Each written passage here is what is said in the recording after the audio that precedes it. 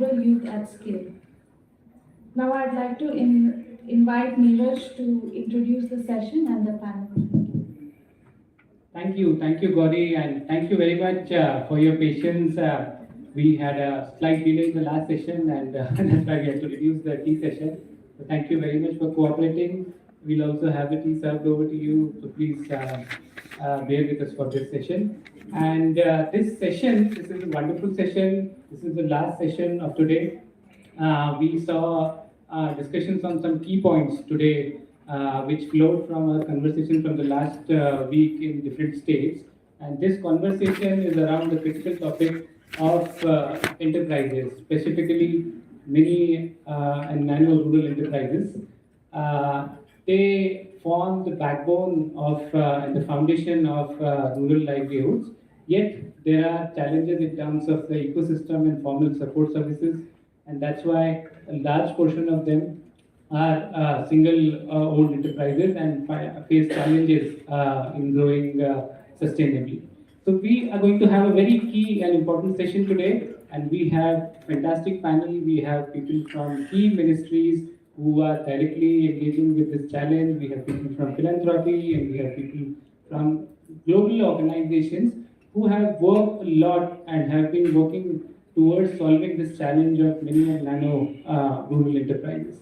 So before we start, as a context, we also have a very interesting report that we created with the support of TRI, DIU, and our partners, which identify the key challenges that are there in the segment.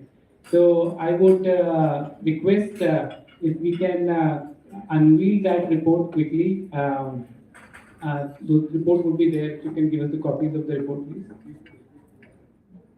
One copy, please.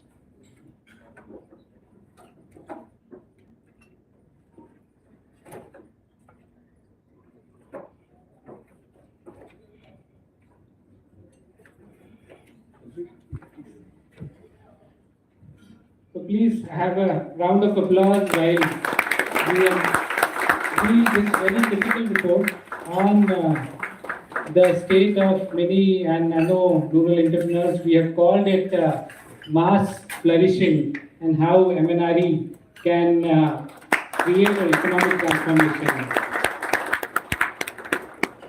Thank you, thank you.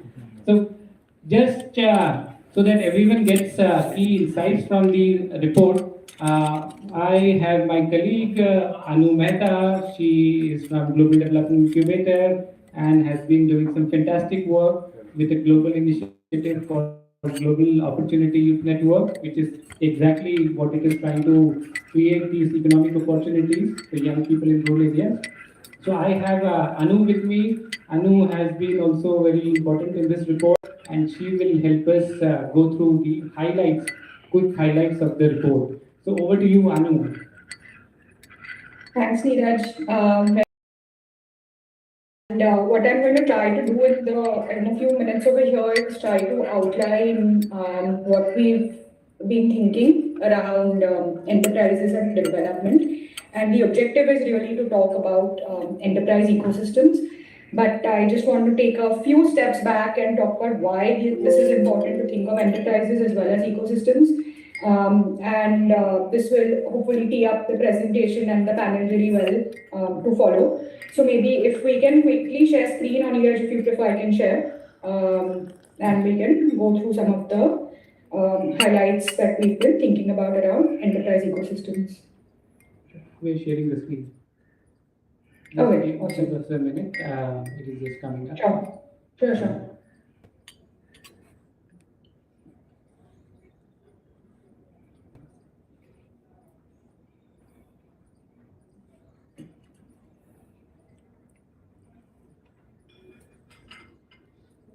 Great. Can everybody see the screen also over there?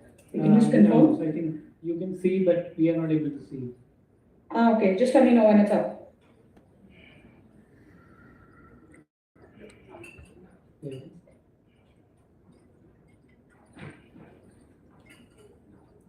If that works better, maybe Anu can share screen if that's Coming up.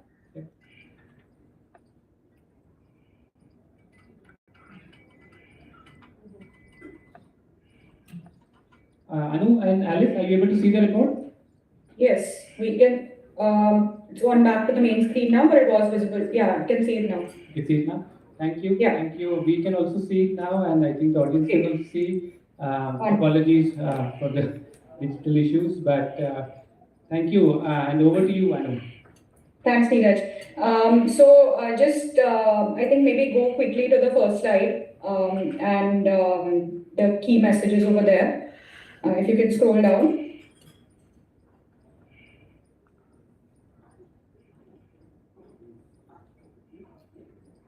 Yeah,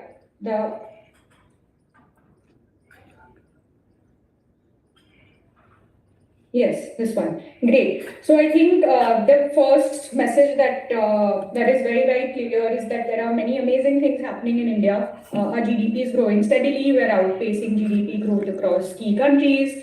Also for the growth that we've been having, it has been a steady increase with that small outlier around COVID. That's one good thing. The second good thing that India has going for us is the very, very high dividend and the young population that we have. That's really an unlocked, that is an opportunity that's waiting to be unlocked. The thing that we now need to think about though is this blue colored line in the graph, which is the employment elasticity. So how many jobs are being created in proportion to GDP growth, and that has been largely stagnant after a spike around FY19. And so the thing that we have to think about is two key things. One is how do we create more jobs with respect to GDP growth? And the second is that GDP growth is restricted to urban centers largely. The presentation keeps going off. Yeah, it's restricted to urban centers, and an example over here would be that only the top 5 cities contribute around the same amount to the GDP as all of the agriculture sector does. And so how do we really think about not only growth, but also labor absorption, and also distributed growth and labor absorption? So that's kind of one of the main things to think about. The second thing is that MSMEs are really an engine for growth. They're high productivity. They contribute a significant amount to GDP. They also have a high number of workers that they absorb. However, there are two key types of enterprises that we want to talk about today. If you look at the third bullet point on the screen, you can see that almost 94-95% of enterprises are either single person enterprises or 2 to 3 person enterprises, and only about 5-6% actually have hired workers. So how do we really shift this dynamic? And secondly, how do we really think about localizing value chains? Is there a problem with the sharing? I think, Anu, if it is possible for you to share, like there's some technical glitch over here, the report keeps going off. Yes. Sorry everyone, please, digital technologies, they fail us when we need them most. No worries, let me just share my screen quickly.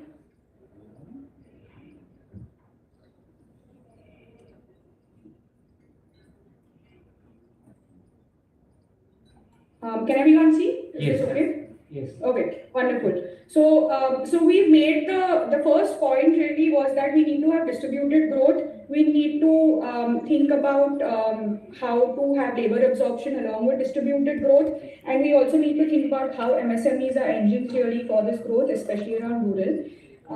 There are lots of new thinking lines which think about how urbanization is important and to think about the urban side and to focus on that. However, there is still a very, very strong investment case for rural economies for a few reasons. One is that the GVA that comes out of the rural side, it is very, very comparable to what happens on the urban side. The second thing is even with urbanization, about 50% of our population will still be rural by 2050. And the third thing is that the growth rate of rural economies is much, much faster or even keeping pace with urban growth rates. And if you can see the slide, the chart on the right-hand side, you'll see that there are many new interesting kind of sectors that are coming up. So there's one around renewable energy and equipment manufacturing. So to think about that and very, very high growth rates around that So it's interesting to see how rural is moving from primarily primary production towards more service and manufacturing. So that's kind of the second point to think about how rural is a good investment case even now. The next one is to think about what in rural, right? What is the focus? What should we double down on? What should be the growth trajectory, etc. This is really interesting for a few key reasons. One is that if we look at states which are higher industrialization, wealthier states, higher contributors to GDP, etc., the percentage of hired enterprises, hired worker enterprises, is much, much higher. So if you look at a Tamil Nadu or a Maharashtra or a Gujarat, for example, they have anywhere between 10 to 20% almost of their enterprises as hired worker enterprises, while states such as Jharkhand, Orissa, Chhattisgarh, which need more industrialization and have relatively less contribution to national GDP, have much, much fewer hired worker enterprises. So it's just 1 in 100 that are hired worker. So, so to look at this chart and to see how we can correlate this kind of like per capita income with levels of industrialization and with levels of hired worker enterprises. It's very interesting to make the case for HWEs for a few reasons. One is that we can see that there's a plateauing growth potential with single worker enterprises, and there is not much scope to create labor absorption beyond a point. But what is needed really is to be able to push higher worker enterprises, but also support small enterprises to graduate to becoming higher worker enterprises. And this really sets the stage for what we need to do as full ecosystem development for an enterprise, right? When we have small enterprises and we want to have them graduate to higher worker enterprises, what has proven successful is end-to-end value chain development. There are isolated pushes that have been happening, but they've led to, over the past decades, stagnating returns or even in some cases diminishing returns. One example is around primary sector pushes to increase productivity, but if there isn't localized processing, if there isn't cold storage, etc., then prices fall, prices plateau, and then prices fall, right? So that's one example. The second example is if we look at MSMEs and look at states that have invested in MSME infrastructure but haven't done forward-backward integration, then we have warehouses, we have cold storage, etc. That is less than 50% utilized capacity, right? So then that becomes a wasted expense for infrastructure when ecosystems are built out. So this is the whole universe of things that enterprises need for end-to-end value chain localization and development in order to be successful. However, the interesting thing is that not all states and not all districts will need all of this work, right? It depends on the maturity of the state, the maturity of the existing ecosystem. And that really goes to the next point on what is needed per state. And I won't go through this table in detail. We can share the slides with all of you a little later. But there are two interesting points to note over here. One is that we will see that more mature states such as Maharashtra, etc., have a different push from the government, while there are less mature states which have more around kind of like SHG growth, etc., rather than creating global contracts, global supply chains, and things like that. One very tangible example from Maharashtra is that we're looking at radiating tomatoes so that the shelf life increases, it is infestation and the shelf life increases, so that farmers can get some more stable income. And so that's a targeted push towards generating export potential and things like that. And it really changes by state and even by district. What is really interesting is that we did a little survey of over 500 entrepreneurs from across the country, and the same kind of insights emerged, right? So if we looked at, for example, access to finance, a state such as UP, which has more micro nano enterprises, only 17% entrepreneurs that we spoke to had applied for external financing, while in Tamil Nadu, 100% had applied for external financing, and over 98% had even received that money within 3 months. So how are we looking at these different states with different maturity around enterprises and ecosystems, and also different strengths around nano enterprises, SMEs, etc., and then creating solutions similarly. Similarly, in UP, Maharashtra, there are differences across how many people are aware of government schemes. So there's a high awareness in Maharashtra, but only half of the people who had heard of these government schemes had applied. So how do we then shift to A, creating awareness, and then B, having more people apply for schemes that already have budgets allocated to them, right? So this becomes then a double push. And then similarly around markets, we can see that in a state like UP, which has many small nano mini enterprises, the main selling channel was the local ecosystem. So that was for 94% of entrepreneurs. However, in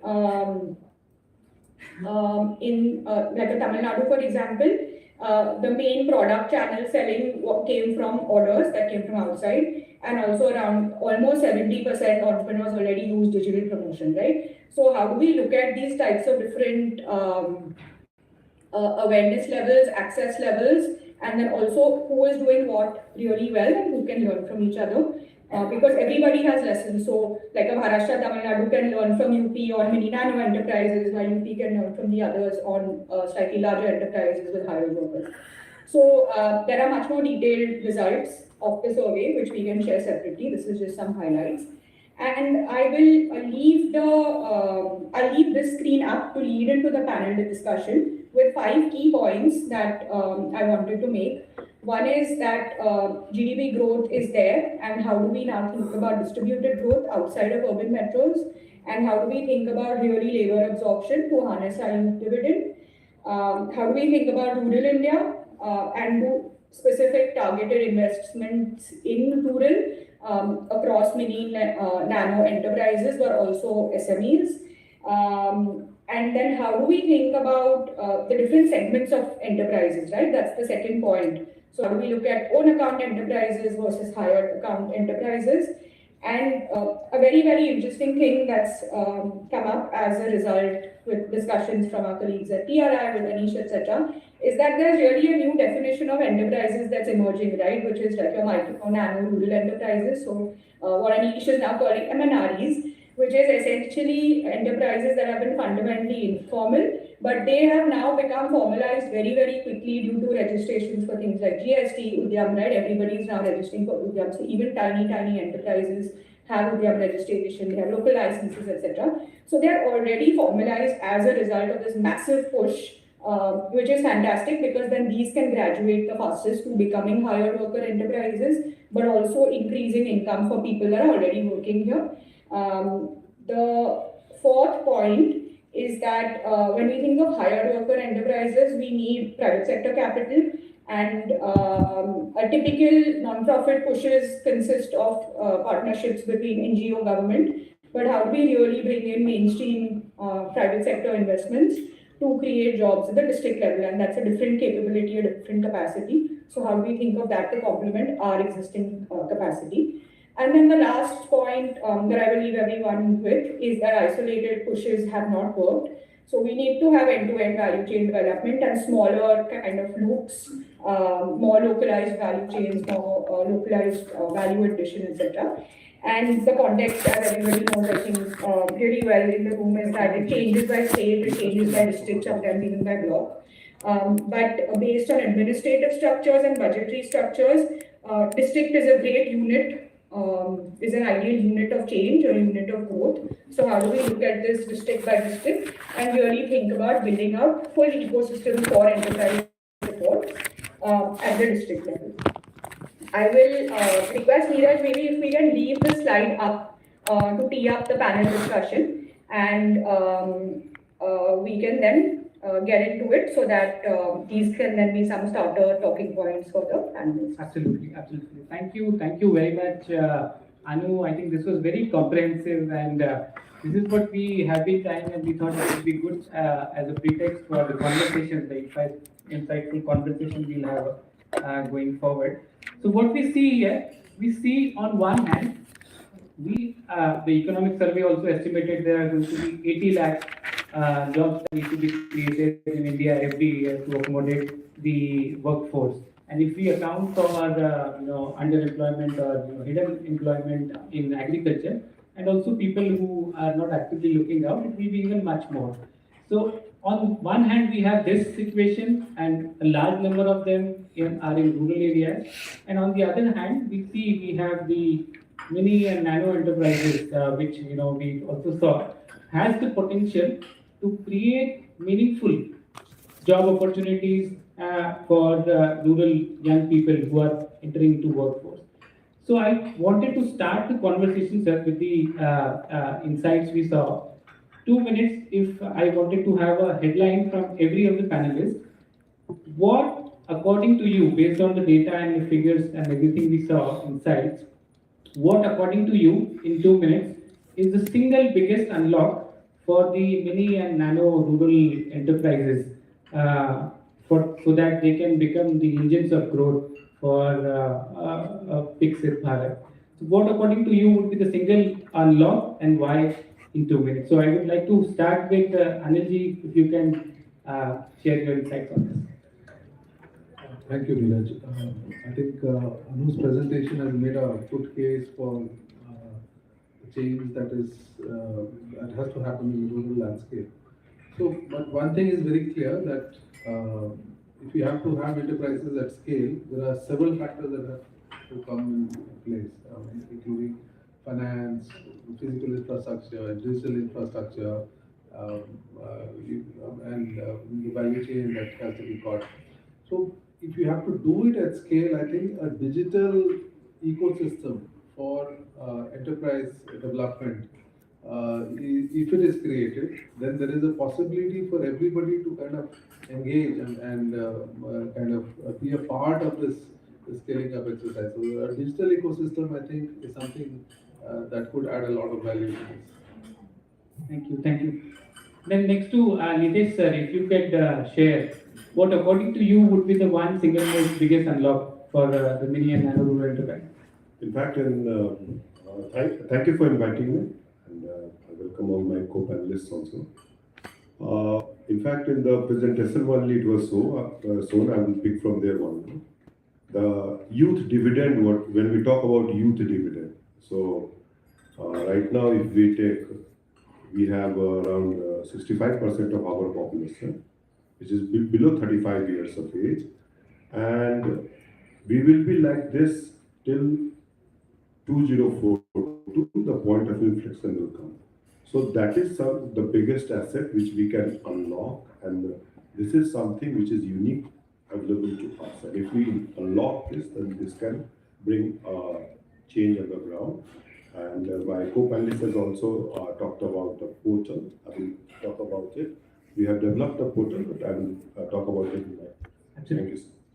Thank you. Thank you, Niteshji. Bharat, over to you. Thanks so much, Neeraj. Thanks so much for having me here, first of all. I'll just preface this with a little bit of, just for those of you who don't know the British Asian Trust. We work with diaspora essentially from the UK, who are interested in the development of India. And increasingly, we are starting to work with diaspora from the Middle East and other parts of the world as well. Of course, a community that really cares about India's growth and development. And then with the mandate, therefore, based on the diaspora of sort of looking at slightly different solutions from what has been tried in the past. One of the things that we've become best known for is our work on what are called impact bonds.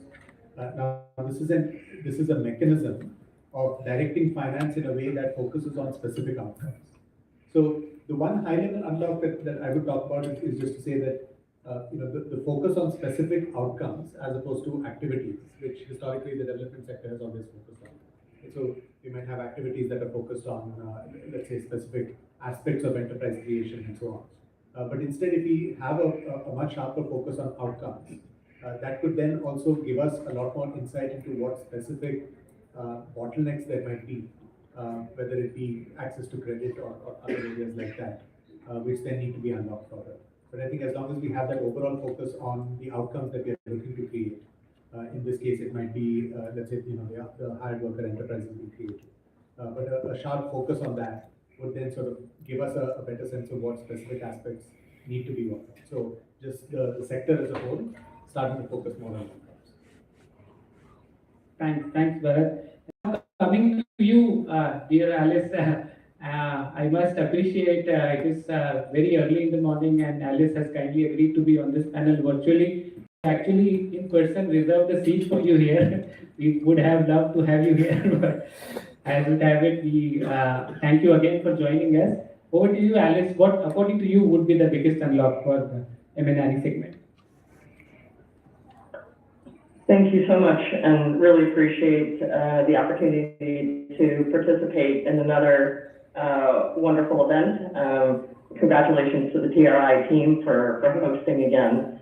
As a quick preface, I've worked for about 30 years in finance, corporate strategy, including about 20 years in India. Over the last 10 years, looking at quite a bit of local rural development, especially in livelihoods and economic inclusion. And although that has been successful at a very micro scale, if you will, it really hasn't resulted in the significant labor absorption that we would like to see. So I would summarize,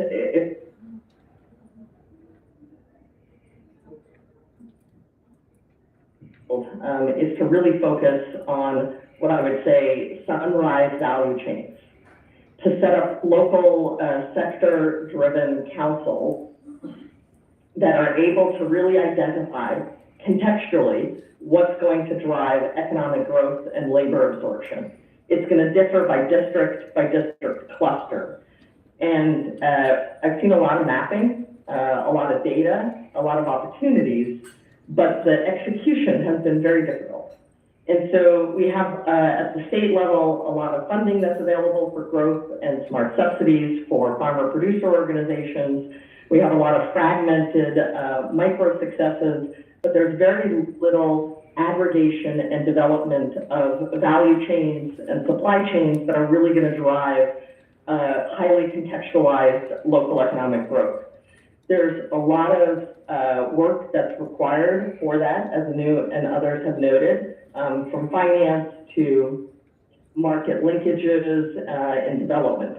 But if people can come together and say, for this particular district or district cluster, these are the 2 to 3 value chains, and we're going to develop those over the next 5 to 10 years as sunrise industries for that particular location, and given where the world is heading, both for local markets, regional markets, and even international markets, maybe not the United States, but for international markets, we can really transform a lot of what's happening in rural context. So happy to elaborate these structures in other parts of the world and can share a bit more on that as the panel progresses. Thank you. Thanks a lot, Alice. So I think all the key elements I think have come up very nicely. We talked about ecosystem, digital ecosystem, focus on young people, outcome-based financing, and a place-based approach of developing very hyper-local value chain. So I think all of these are very critical, and thank you very much. Now I would like to kind of take this further to have more deeper conversations on each of these. So first I would like to explore the policy and the infrastructure front, and for this I would like to come to you, Anil Kumar ji. You are leading one of the most transformative program in this country, most transformative rural program, the National Rural Livelihood Mission, and it has been pivoting to make large shifts as we see in the coming years. We saw the finance minister announcing the Rural Prosperity and Resilience Program and also NRLM 3.0. So with this, if I were to request your insights, how do you see ministry's role? And Ministry of Rural Development is a key ministry, and how do you see ministry's role with a focus on catalyzing mini and nano rural enterprises, especially with the kind of shifts that are happening in the ministry and the focus shifting? The National Rural Livelihood Mission has been there for the last 14 years, and it's essentially a poverty alleviation program. So we have been focusing primarily on poverty alleviation till say around 2011-12, and it's only in the recent years we have this shift from basic livelihood to enterprise development. So it's a very new thing that has happened, but given the changes and the demand of the rural landscape, we are looking for scaling up enterprise development, and that is what you mentioned about the Rural Prosperity and Resilience Program that has been announced in the budget. But one should understand that enterprise development is not a straight line. I mean, there are too many cycles there, and when you start at a level that the mission has started in, so mission has got 10 crore rural women who are got into self-help groups, and they are federated into cluster level federations. 22,000 cluster level federations are functional. So these units, the initial focus was, of course, institutional development, and thrift and savings was the core, the focus of these institutions. So you should realize that most of these women are poor women who don't have an understanding of basic finance. And now we are talking about enterprise development right on the other side of the spectrum, saying how can they become big and mini enterprises. So you need to teach them financial about financial literacy comes first. They have to get into saving, they have to get linked to the market banks, and then get into a stage of enterprise development. And when enterprise development, there are cycles there where you have to kind of understand what you want to do, and the ideation of that product has to come about. You have to have a market for it, you need to have credit first. So there are several cycles there. So it's not an easy task. So the mission has, since 2016, done some volume of work in this direction. The Startup Village Enterprise Program was launched in 2016, and although it's not done at a very large scale, we have touched close to around 1,100 of these 7,000 odd blocks in the country. 1/7 of the country has been covered. But the biggest learning has been that we had a study done, and the report came in this year, and they found out that 50% of the women who were successfully running enterprises were 7th pass. So there were people who were hardly literate, and they got into financial literacy, got into enterprise development. So that kind of change has happened. How has this happened? It has happened primarily because we created an ecosystem. So just next to the village, you have a block resource center, you have a mentor, you have a block manager who's, so there is a whole ecosystem where somebody known to them. So the community resource person is a very key element in that, and the community resource person is a man from the society. So that person is known to this woman. So he's able to ring up, get this kind of facilities. So I went to Ramnagar a couple of months back just to understand how does it translate when we talk about industries. Most of the infrastructure stops at the block level. When we talk about at the village level, that kind of network doesn't exist. Unless you develop this network, strengthen it, provide these kind of services, we can't talk about scaling. When I talk about scaling, it's like when you're looking at 10 crore women, 3 crore are by and large ready. I mean, you heard the Lakpati Didi program, so we had 1.5 crore Lakpati Didis who are already there. So there is a pool of around 3 odd crore women who are ready to do this job. But there are 7 crore women who have to do the whole process of learning. So when we are discussing this whole issue of the Rural Prosperity and Resilience Program, we are taking a hard look at the successes that we have seen in the Startup Village Enterprise Program. We are looking at how it can be tweaked. But my understanding in 8 months has been that unless there is a full-fledged ecosystem that handholds these people who are smart, who would have anyway made it out of the society, would have done it anyway. But the challenge is to get a substantial portion of these people out into enterprise development or into higher order activity. So that ecosystem creation is something that we should be addressing, and hopefully going forward, we are on the anvil of launching this Rural Prosperity and Resilience Program in 100 districts. So we are getting to the nitty-gritty of it all. So hopefully when we roll it out, all these issues will come in, and we will learn from these kind of discussions across the country. Thank you. Thank you, sir. I mean, you made out a very important point here on the ecosystem part. So I'll quickly, bring you, Nitesh here because,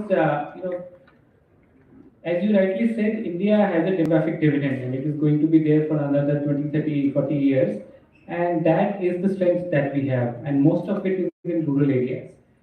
Secondly, we see now that in Ministry of Youth Affairs policy also, the new policy, the youth policy, also has specific sections on workforce participation and skilling of young people. So that based on that, and I think you have a wide experience across different ministries of over 30 years now, and you now also lead the My Bharat platform, which is a digital innovative platform for young people. So how do you see Ministry of Youth Affairs program shift so as to support young people in rural areas to capitalize entrepreneurship for them at scale? Thank you very much.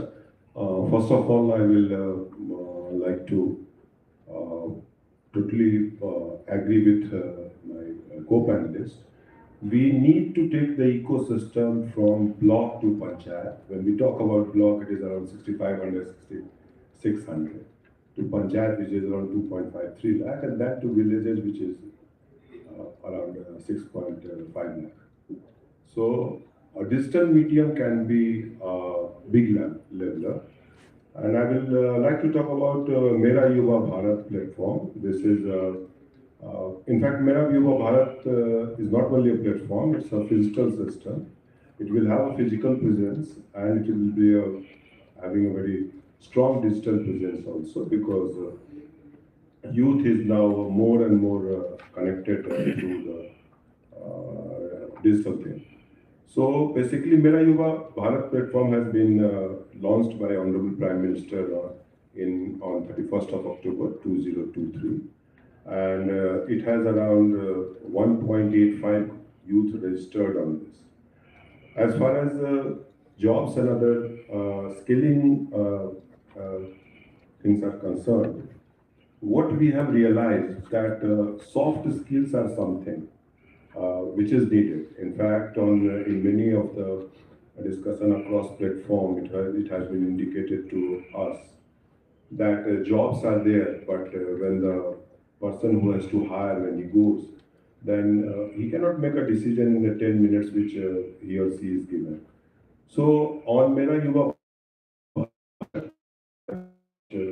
experiential learning program, where we take a youth. The youth can be from the rural setting or urban setting or urban setting, and we place that youth for 1 month up to 3 months in a formal setting, where he goes and he learns about it. Recently, we had done one program, and where we took the youth to Jan Aushadhi Kendras. The youth went to Jan Aushadhi Kendras. They learned about how that functions.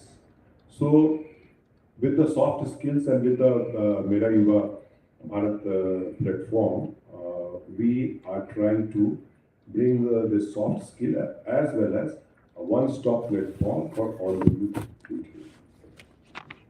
Thank you, sir. This is very critical, and I would just, add here that this idea of a digital platform, because we have this very innovative digital platform, but to get access to that, especially for rural young people, you need a digital kind of a platform which helps them to get access on those platforms. So I think this is very interesting, and I'll come back to that. But before that, I come to you, Bharat, quickly.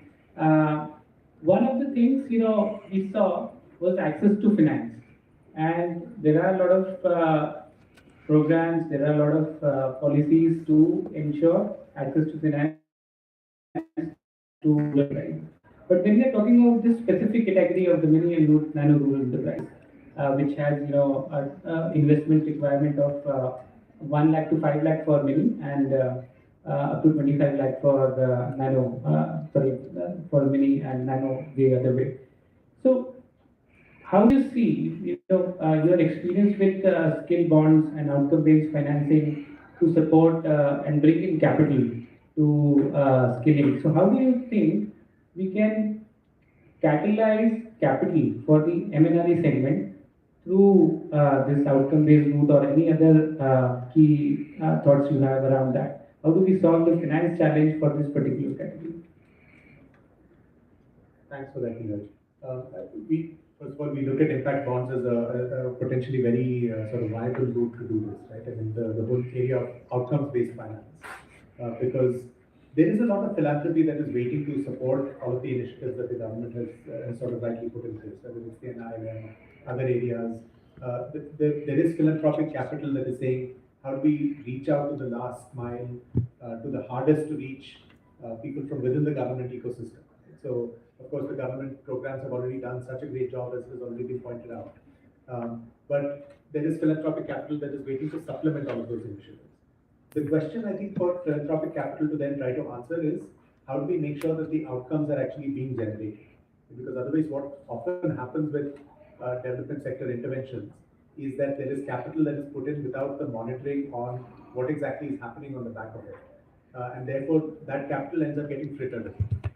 So we see outcomes-based financing as a great way to sort of break that barrier, and therefore ensure that philanthropic capital, when it comes in, CSR money when it's coming in, is very clearly directed towards the activities that have the most impact when it comes to generating incomes, when it comes to setting up, whether it's hired workers or even just the enterprise to begin with. Right? So, and this is it's a bigger challenge than it might sound like at first, because when you're talking about outcomes-based finance, the first you hear many different definitions of it. Because should the goal be to say, I'll help someone create an enterprise that lasts for at least 6 months, right? Or should it be something slightly different? Should it be a certain degree of income that gets generated? Should it be about access to credit? And all of these are legitimate, fair. So what basket of those do you actually pick? At the moment, we're starting a new program that we call the Nano Entrepreneurship Outcomes Facility, where we are picking essentially sort of 3 variants of outcomes. And again, many more could be picked. But the 3 that we are picking are the percentage increase in outcomes that the entrepreneur is able to generate as a result of the intervention.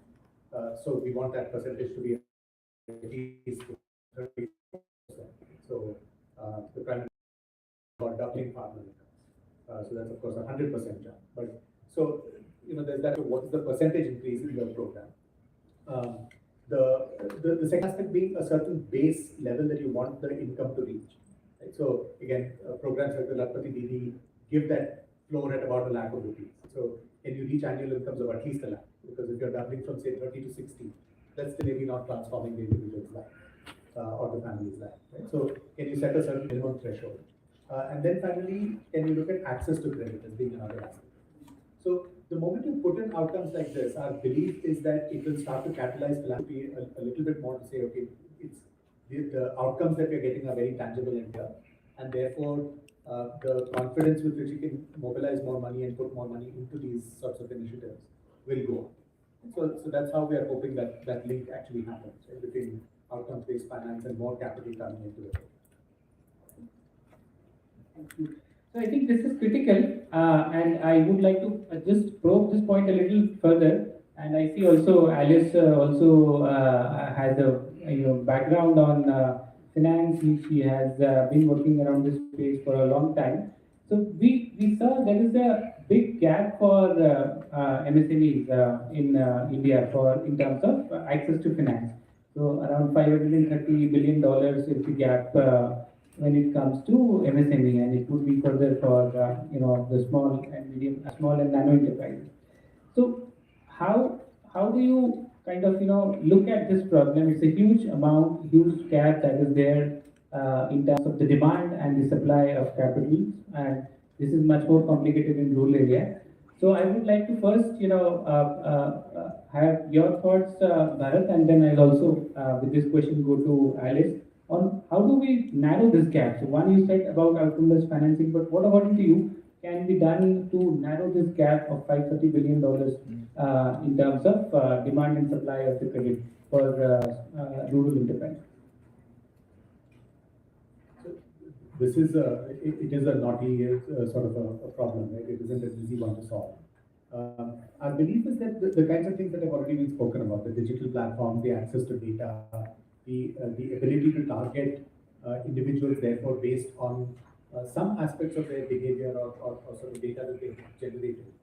It is those sorts of things, I think, done at scale, which is what will allow private holders of capital to put in that capital with a lot more confidence. Our belief is also that blending of capital plays a very important role. So what that means is being able to bring in grant capital or capital that is philanthropic in nature, which is not seeking a return. So that capital can be brought in many ways. It can provide a guarantee on losses that might happen out of a certain pool of capital. It might provide an interest subvention. So instead of, let's say, a 15% interest, a 10% interest is being charged. Right? So there are many mechanisms by which you can start to blend capital.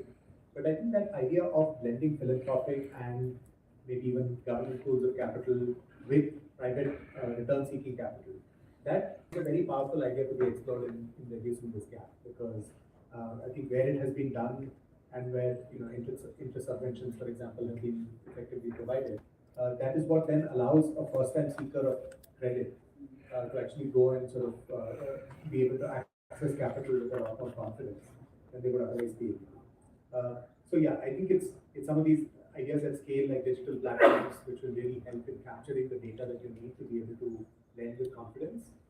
And then I think blended finance is another very powerful idea in that space, which can help. Thank you. I think really very helpful points over there. So Alice, I know you have been waiting patiently. So coming to you, one on the this challenge of finance. So how do we look at this challenge of finance, this gap, and what according to you can be key things that can be done to reduce this gap? Yes, thank you. As I'm listening to the panelists here, it would be interesting to, if we have time, to get into a little bit of a discussion. I'm hearing a lot of focus on the micro level of economic growth and scale as the pathway to development. So, for example, we've been working with SRLMs all over the country, and NRLM, of course, at the micro level, the rural woman who has a small business, and how do we grow these nano kind of enterprises, give them the right financing, the tools, the digital platforms, and so forth to be able to grow. And certainly that's one pathway, and we've been working on it for quite a number of years. However, what we've seen is that ultimately there seems to be a capacity gap, a finance gap, and ultimately a scale gap pursuing just that pathway. So what I'm advocating for, if I may, is more of market-driven transformation. Philanthropic capital, outcomes financing, these are grant-based mechanisms. And so they can be catalytic towards some goal. But what we're seeing as maybe two models of development, and I'd love to get people's feedback on this, is yes, we can do the self-help groups, the SHVs, the cluster level federations, and so forth, and build up their skills and grow those enterprises one by one, put them on a digital platform, et cetera. Inherently, financing that, there's almost no market mechanisms for it. There's some platforms that can do it, but it's very difficult to do that at scale. The other pathway that I would advocate for, in addition to some of the ones that have been mentioned, is not necessarily growing those small FHG type businesses, but actually pursuing aggregation of those inputs, creating 2 to 3 value chains that are high potential value chains per district, or micro nano enterprises supply into those aggregators. And to do that in a way that you build out the entire supply chain. You need road infrastructure, you need industrialization, you need warehousing. The labor absorption of that will be significant. You're not putting undue pressure on these rural women that don't have the education or ability to access financing to really operate at that sophisticated level. Maybe 2-3% of them might at some point in the future, but the majority will not. And so how do you, in addition, create these aggregation points, these value-added sectors, and bring together the right partners between local government, state-level government, but create market-driven transformation.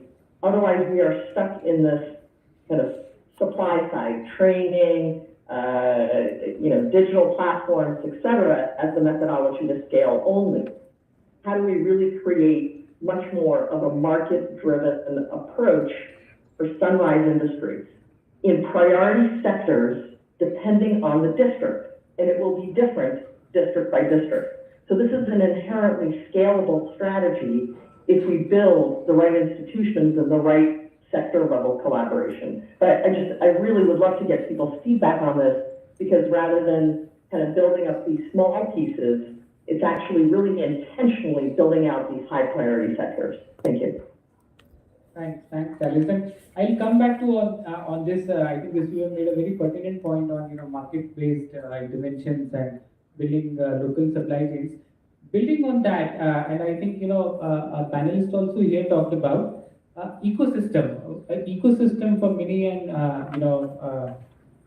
nano rural enterprises. So from the point of view of a systems builder, you have been working with various large organizations around how do we create systems. What kind of governance model can we think about which brings local administration, communities, philanthropic capital, private capital at one table to develop this ecosystem for mini and nano rural enterprises? So we talked about digital ecosystem, but if we are talking about rural enterprises and rural ecosystem, so what according to you would be the blueprint for that model or that governance model for that developing that ecosystem? Yeah, so what I would propose is something called an Economic Development and Investment Council at the district level, where that council would comprise people from the private sector for specific sectors. So if in a particular area we're looking at a sweet potato value chain, who needs to be involved? Who are the off-takers? What are the market linkages? Bringing them to the table. Where are they going to get smart subsidies or catalytic capital from the state or philanthropy? How are you going to set up those value-added processing facilities? What's the road and warehousing infrastructure required? How big is that sector going to be in terms of the economic value, and most critically, labor absorption? Who are going to be the input providers? So you're bringing together all of those ecosystem players under a council, which could be called an Economic Development and Investment Council, looking at what needs to be built out, what are the local strengths and assets, and how do we build on that for the future? So if we can create these councils with some kind of committees by sector, and you don't need many, you can say 2 to 3, here's what they are. And what I've seen across many parts of India and different states is you have the data. People have mapped this out quite well, but these are reports that are sitting on the shelf. And people seem to not, put in the hard work of really developing out these value chains. So if we can set up this kind of governance structure, really prioritize over the next 5 to 10 years in a particular area what those Sunrise sectors will be, bring together the right private sector, public, NGO, civil society that needs to be at the table, and then have accountability over the growth, investment, and market linkages that are going to be critical. And all the solutions that have been talked about so far on the panel will come into that with a long-term view and plan. Thank you. Fantastic. Thank you, Alice. I think this is very very interesting point that you have made about having an economic development and investment council at the district level to the district thinking about how do they bring in investments, what kind of skills are needed, what kinds of investments are needed. I had a lot of questions on that. Just one question quickly to you, Alice, on that. Are there any examples of such economic development councils you have seen in other countries which work and which we can learn from here in India? Yeah, absolutely. So for example, just last week I was in South Africa, and they set up very clear ones for, let's say, business process outsourcing or hospitality and tourism. In Tonga and Mombasa, in Kenya and Tanzania, in Senegal, they've set up agro-processing value chains that they would build up.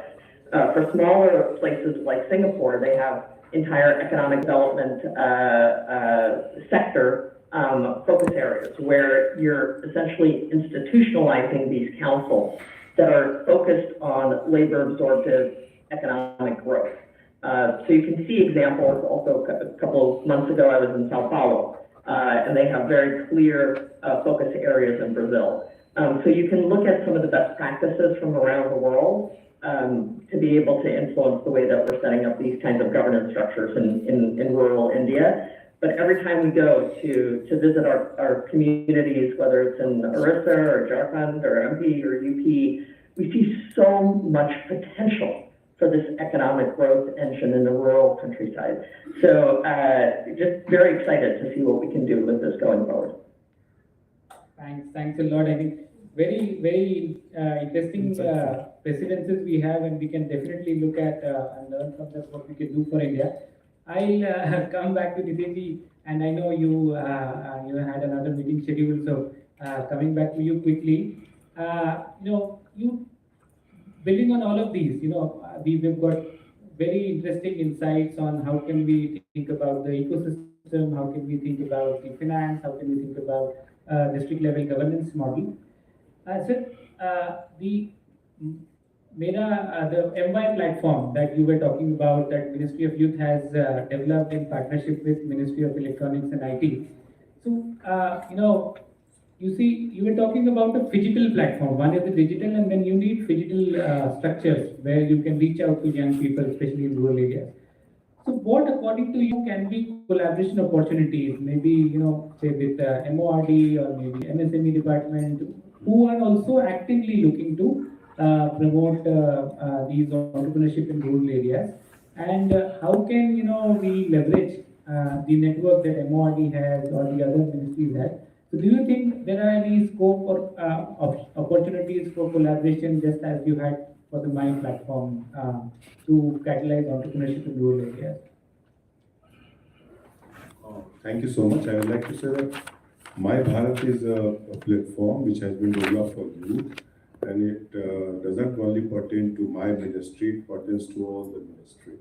So all the ministry can have their page, and this platform has been created so that all of us can come on same platform for what we offer to youth. That is one. And I will also like to tell you that when we talk about youth, youth is a segment of population, and we cannot divide that into rural, urban, health, or finance. So that's why this portal has been created, so that everyone can come together. At the same point, I will also like to talk about what Alice has said, that the whole solution cannot be only supply driven. It has to be from the demand side also. So it is not only government. Like what you are saying in point 3 and 4, that is equally important. 4 needs to be done if we want to unlock that whole potential, and the 3 also needs to be converted. We have, when we talk about 3, we have seen such kind of thing being done in startup sector. So if the 3 is done at the rural level, then it will totally open up a new Thank you so much. Thank you, sir. I think this is really helpful. With that, I continue this and come to Anil Kumar ji. Sir, you talked about the ecosystem. You also talked about the work that the ministry is doing. So if you can kind of delve a bit deeper on what kind of institutional or policy mechanisms are being considered in MORD to one, enable and create this ecosystem. And you have various programs. You have SVC, you have RCT, BDU GKY. There are a lot of programs who are in a way working towards this particular goal. So, what, according to you, is the institutional or policy mechanism that we can, accelerate to create this ecosystem for MNREs in the MORD? So as I mentioned, the enterprise development journey has been pretty short. I mean, it's been 3-4 years where you kind of moved in that direction, and certain baby steps we have taken. So some of them successful, some work in progress. So convergence is a major theme because enterprise development is handled by several ministries. It's MSD, MSME, various other ministries are involved. So convergence with them is very critical. So there's a very shining example of how convergence can happen seamlessly. There's a MOFTI example, processing industry ministry. So there we have been able to tap into the kind of schemes that were given, and we have nearly tapped around 1,000 crores. So there is a fairly seamless kind of an integration that's happened, but that might not be true for other ministries, but we are working with them. We've had an MOU with the Skill Development and Entrepreneurship Ministry. We are talking to MNRE, the textiles also we have an MOU. So we are working so that seamlessly, if the schemes that are being given by other ministries, we are able to tap into, it will do a lot of good.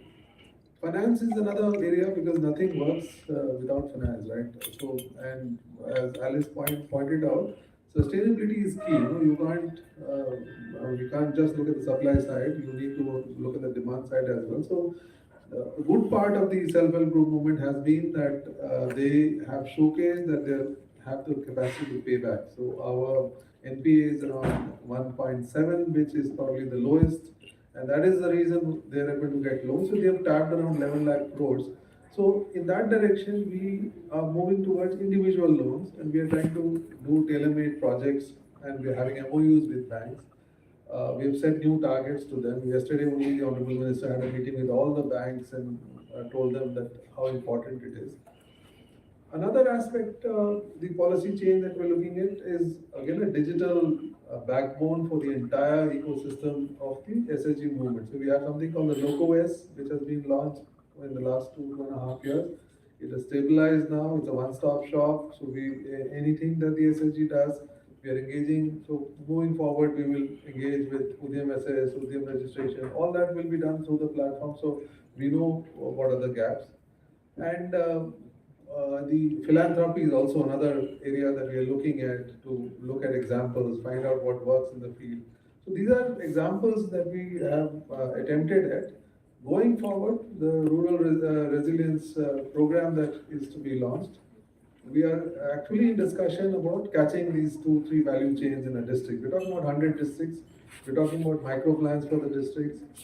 But it has to be, it's not a top-down kind of a program. It has to kind of work on its own. So it will be primarily private sector driven, and you will talk about blended finance to ensure that people are willing to invest in a particular district. So those are all discussions that are happening. Hopefully those will fructify in the coming months. Thank you. Thank you, sir. So picking up on that, sir, you talked about Lakshadweep also, and I would, just bring here quickly Bharat in. Bharat, you also have a program on empowering girls in India, on various challenges they face in terms of transition from education to employment. So according to you, based on what Anilji also said, based on what Nitiji also said, we kind of didn't speak much about what kind of gender sensitive incentives or policies that we should be having in order for women, especially young women, to be able to get access to all these opportunities that we talk about for setting up their enterprise. That's a great point, and I have a few thoughts on this. Right? So, first, as you rightly mentioned, we do this program in partnership with BT, where we look at sort of digital empowerment of adolescent girls. And this takes the form of skilling, mentorship, and other things like that for underprivileged young women to be able to access jobs, get into jobs, stay on those jobs.